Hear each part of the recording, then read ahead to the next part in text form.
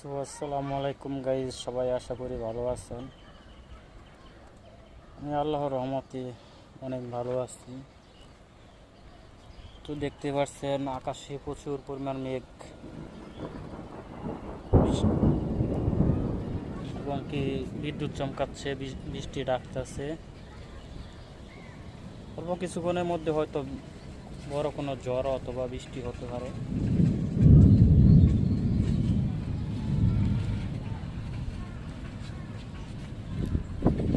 দেখুন উপর থেকে আমাদের কেরানীগঞ্জের দৃশ্যটা কীরকম সুন্দর দেখায়।